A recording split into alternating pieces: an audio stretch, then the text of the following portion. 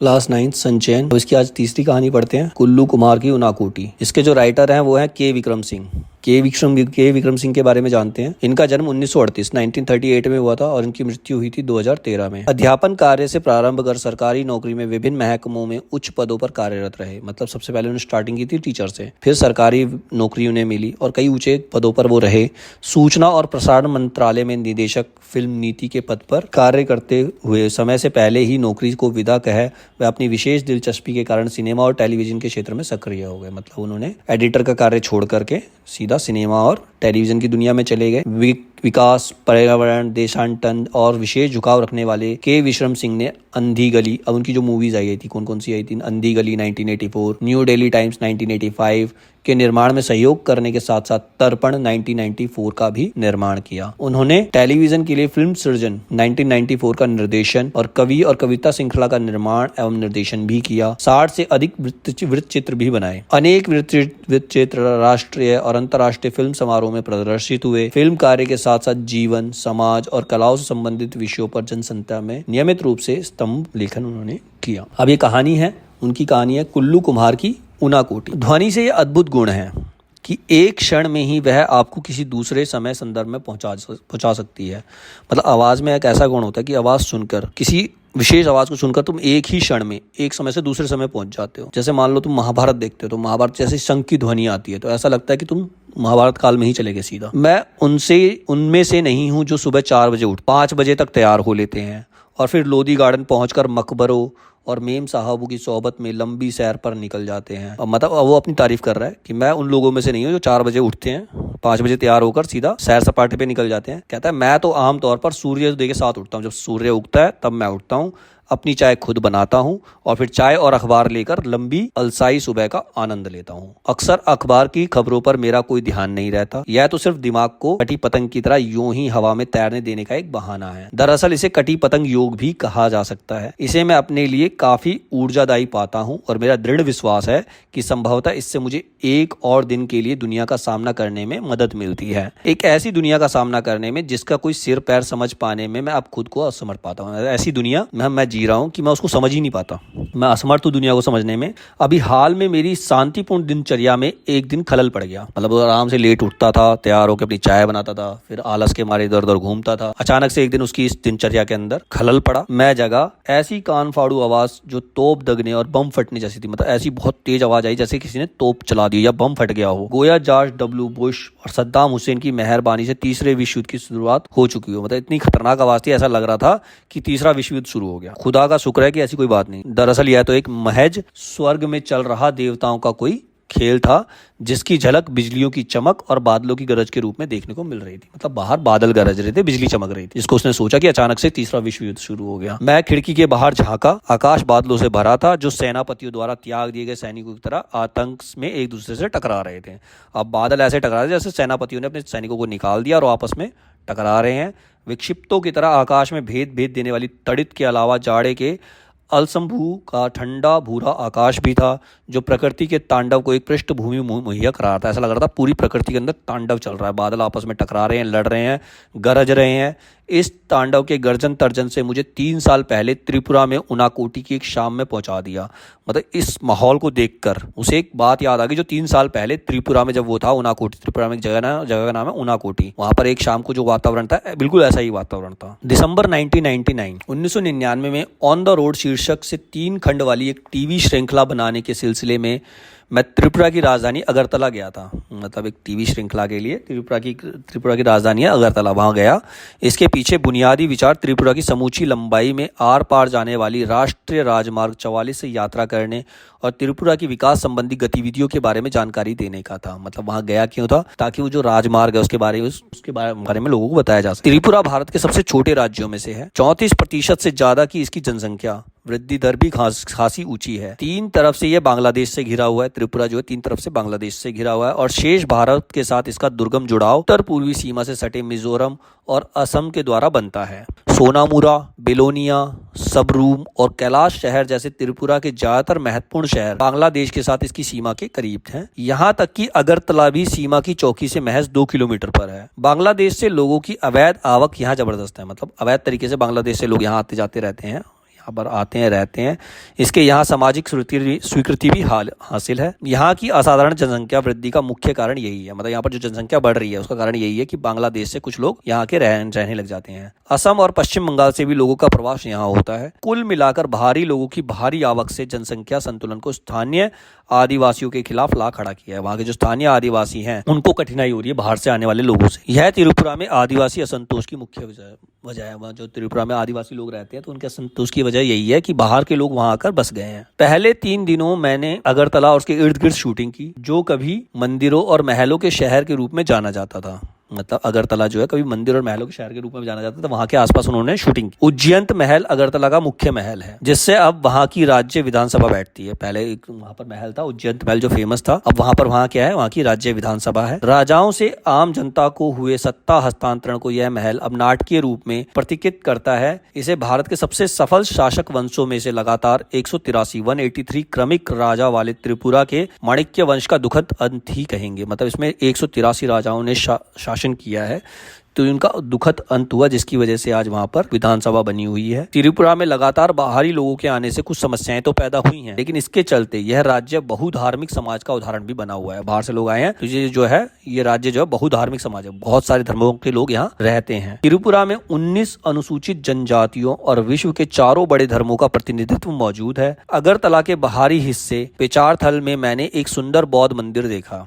पूछने पर मुझे बताया गया कि त्रिपुरा के 19 कबीलों में से 2 यानी चकमा और मुगमहा यानी बौद्ध हैं। ये कबीले त्रिपुरा में बर्मा या म्यांमार से चटगांव के रास्ते आए थे। दरअसल इस मंदिर की मुख्य बुद्ध प्रतिमा भी 1930 के दशक में रंगून से लाई गई थी। अगरतला में शूटिंग के बाद हमने राष्ट्रीय राजमार्ग 44 पकड़ा और टिलियामुरा कस्बे में पहुंचे, जो दरअसल बहुत कुछ ज्यादा बड़ा गांव ही है, मतलब एक गांव ही था वो। यहाँ मेरी मुलाकात हेमंत कुमार जामतिया से हुई, जो यहाँ के एक प्रसिद्ध लोक गायक हैं और जो 1996 में संगीत नाटक अकादमी द्वारा पुरस्कृत भी हो चुके हैं। हेमंत कोक बारोक बोली में गाते हैं, जो त्रिपुरा की कबीलाई बोलियों में से एक है। जवानी के दिनों में वे पीपुल्स लिबरेशन ऑर्गेनाइजेशन के कार्यकर्ता थे, लेकिन जब उनसे मेरी मुलाकात हुई तब वे हथियारबंद संघर्ष का रास्ता छोड़ चुके थे और चुनाव लड़ने के बाद जिला परिषद के सदस्य बन गए थे। जिला परिषद ने हमारी शूटिंग यूनिट के लिए एक भोज का आयोजन किया। यह सीधा साधा खाना था, जिसमें सम्मान और लगाव के साथ परोसा गया था। भारत की मुख्य धारा में आई मुंहजोर और दिखावेबाज संस्कृति ने अभी त्रिपुरा के जनजीवन को नष्ट नहीं किया था, मतलब वहाँ का जनजीवन अभी भी साधारण था।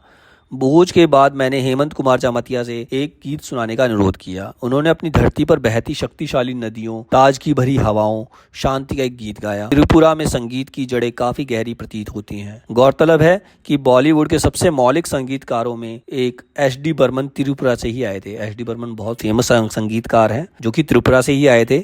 दरअसल वे त्रिपुरा के राज परिवार के उत्तराधिकारियों में से एक थे, मतलब त्रिपुरा के राज परिवार में से थे, वो राजाओं के परिवार में से। टिलियामुरा शहर के वार्ड नंबर 3 में मेरी मुलाकात एक और गायक मंजू ऋषिदास से हुई। ऋषिदास मोचियों के एक समुदाय का नाम है, लेकिन जूते बनाने के अलावा इस समुदाय के कुछ लोगों की विशेषता थाप वाले वागों जैसे तबला, ढोल के निर्माण और उनकी मरम्मत के कामों में भी है। मंजू ऋषिदास आकर्षक महिला थी और रेडियो कलाकार होने के अलावा नगर पंचायत में अपने वार्ड का प्रतिनिधित्व भी करती थी।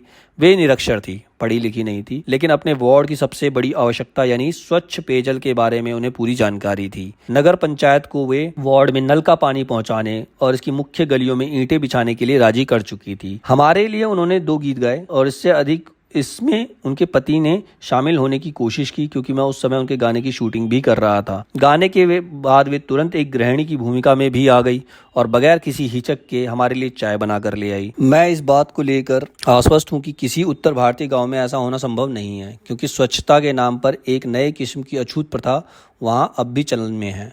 मतलब नॉर्थ साइड में जाएंगे तो स्वच्छता के नाम पर अछूत प्रथा है कि वहाँ पर अछूत लोगों को हटा दो। त्रिपुरा के हिंसाग्रस्त मुख्य भाग में प्रवेश करने से पहले अंतिम पड़ाव टिलियामुरा ही है। राष्ट्रीय मार्ग 44 पर अगले 83 किलोमीटर यानी मनु तक की यात्रा के दौरान ट्रैफिक सीआरपीएफ सुरक्षा के काफिलों की शक्ल में चलता है। मुख्य सचिव और आईजी सीआरपीएफ में से मैंने निवेदन किया था कि वे हमें घेरेबंदी में चलने वाले काफिले के आगे आगे चलने दें। थोड़ी ना नुकुर के बाद वे इसके लिए तैयार हो गए, लेकिन उनकी ये शर्त यह थी कि मुझे और मेरे कैमरामैन को सीआरपीएफ की हथियारबंद गाड़ी में चलना होगा और ये काम हमें अपने जोखिम पर करना होगा। काफिला दिन में 11 बजे के आसपास चलना शुरू हुआ। मैं अपनी शूटिंग के काम में इतना व्यस्त था कि उस समय तक डर के लिए कोई गुंजाइश ही नहीं थी। जब तक मुझे सुरक्षा प्रदान कर रहे थे, सीआरपीएफ कर्मी ने साथ की निचली पहाड़ियों पर इरादतन रखे 2 पत्थर की तरफ मेरा ध्यान आकृष्ट नहीं किया। 2 दिन पहले हमारा एक जवान यही विद्रोहियों द्वारा मार डाला गया था। उसने कहा। मेरी रीढ़ में एक झुरझुरी सी दौड़ गई। मनु तक की अपनी शेष यात्रा में मैं यह ख्याल अपने दिल से निकाल नहीं पाया कि हमें घेरे हुए सुंदर और अन्यथा शांतिपूर्ण प्रतीत होने वाले जंगलों में किसी जगह बंदूक के लिए विद्रोही भी छिपे हो सकते हैं। त्रिपुरा की प्रमुख नदियों में से एक मनु नदी के किनारे स्थित मनु एक छोटा सा कस्बा है। जिस वक्त हम मनु नदी के पार जाने वाले पुल पर पहुंचे, सूर्य मनु के जल में अपना सोना उड़ेल रहा था। जब सूर्य अस्त होता तो सुनहरे कलर का हो जाता, तो ऐसा लग रहा है वो नदी के अंदर अपना सोना उड़ेल रहा है। वहां मैं एक और काफिला देखा। एक साथ बंधे हजारों बांसों का एक काफिला किसी विशाल ड्रैगन जैसा दिख रहा था और नदी पर बहा चला आ रहा था। डूबते सूरज की सुनहरी रोशनी उसे सुलगा रही थी और हमारे काफिले को सुरक्षा दे रही सीआरपीएफ की एक समूची कंपनी के उलट इस सुरक्षा का काम सिर्फ 4 व्यक्ति संभाले हुए थे। अब हम उत्तरी त्रिपुरा जिले में आ गए थे। यहाँ की लोकप्रिय घरेलू गतिविधियों में से एक है अगरबत्तियों के लिए बांस की पतली सीखें तैयार करना। अगरबत्ती के लिए बांस की पतली पतली सीखें तैयार की जाती हैं।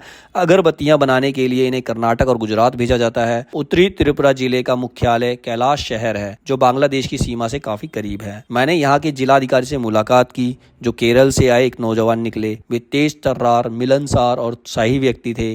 चाय के दौरान उन्होंने मुझे बताया कि टीपीएस यानी कि टैरो पोटैटो सीड्स की खेती को त्रिपुरा में खासकर उत्तरी जिले में किस तरह सफलता मिली है। आलू की बुआई के लिए आमतौर पर पारंपरिक आलू के बीजों की जरूरत 2 मीट्रिक टन प्रति हेक्टेयर पड़ती है। इसके वृक्ष टीपीएस की सिर्फ 100 ग्राम मात्रा ही 1 हेक्टेयर की बुआई के लिए काफी होती है। त्रिपुरा से टीपीएस का निर्यात अब न सिर्फ असम, मिजोरम, नागालैंड और अरुणाचल प्रदेश को बल्कि बांग्लादेश, मलेशिया और वियतनाम को भी किया जा रहा है। कलेक्टर ने अपने एक अधिकारी को हमें मुराई गांव ले जाने को कहा, जहां टीपीएस की खेती की जाती थी। फिर जिलाधिकारी ने अचानक मुझसे पूछा, क्या आप उनाकोटी में शूटिंग करना पसंद करेंगे? यह नाम मुझे कुछ जाना पहचाना सा लगा, लेकिन इसके बारे में मुझे कोई जानकारी नहीं थी। जिलाधिकारी ने आगे बताया कि यह भारत का सबसे बड़ा नहीं तो सबसे बड़े शैव तीर्थों में से एक है। शैव तीर्थ शिव जी का स्थान माना जाता है। संसार के इस हिस्से में जहाँ युगों से स्थानीय आदिवासी धर्म ही फलते फूलते रहे हैं, एक शैव तीर्थ जिलाधिकारी के लिए मेरी उत्सुकता स्पष्ट थी। यह जगह जंगल में काफी भीतर है, हालांकि यहाँ से इसकी दूरी सिर्फ 9 किलोमीटर है। अब तक मेरे ऊपर इस जगह का रंग चढ़ चुका था। इलियारामुरा से मनु तक की यात्रा कर लेने के बाद मैं खुद को ज्यादा साहसी भी महसूस करने लगा था। मैंने कहा मैं निश्चय ही वहां जाना चाहूंगा और यदि संभव हुआ तो इस जगह की शूटिंग करना भी मुझे अच्छा लगेगा। अगले दिन जिलाधिकारी ने सारे सुरक्षा इंतजाम किए और यहाँ तक कि उनाकोटी में ही हमें लंच कराने का प्रस्ताव भी रखा। वहां हम सुबह 9 बजे के आसपास पहुंच गए,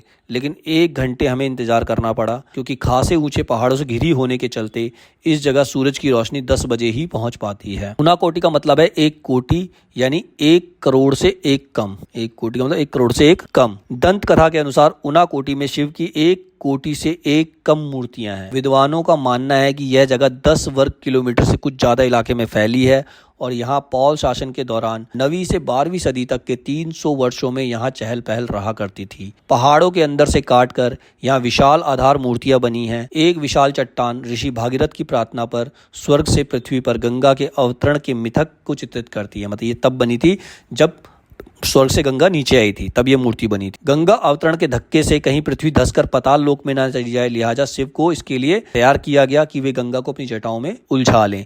इसके बाद इसे धीरे धीरे पृथ्वी पर बहने दे।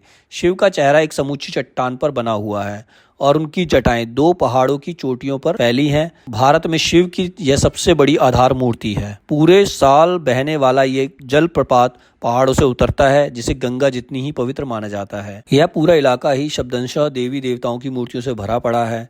इन आधार मूर्तियों के निर्माता अभी चिन्हित नहीं किए गए हैं। मतलब इन आधार मूर्तियों किसने बनाया किसी को नहीं पता।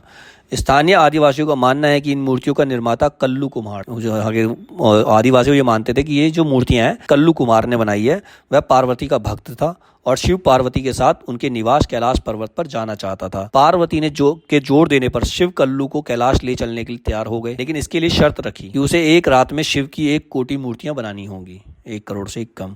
कल्लू अपनी धुन के पक्के व्यक्ति की तरह इस काम में जुट गया, लेकिन जब भोर हुई तो मूर्तियां 1 कोटि से 1 कम निकली। 1 कोटि उसने बना दी, लेकिन 1 मूर्ति कम निकली। कल्लू नाम की इस मुसीबत से पीछे छुड़ाने पर अड़े शिव ने इसी बात को बहाना बनाते हुए कल्लू कुमार को अपनी मूर्तियों के साथ ऊनाकोटी में ही छोड़ दिया और चलते बने। इस जगह की शूटिंग पूरी करते शाम के 4 बज गए। सूर्य के ऊंचे पहाड़ों के पीछे जाते ही ऊनाकोटी में अचानक भयावना अंधकार छा गया। मिनटों में जाने कहां से बादल घिर आए। जब तक हम अपने उपकरण समेटे, अपने औजार समेटे, बादलों की सेना गर्जन तर्जन के साथ गहर परपाने लगी। शिव का तांडव शुरू हो गया था, जो कुछ वैसा ही था जैसे मैंने 3 साल बाद जाड़े की एक सुबह दिल्ली में देखा और जिसने मुझे एक बार फिर ऊनाकोटी पहुंचा दिया था।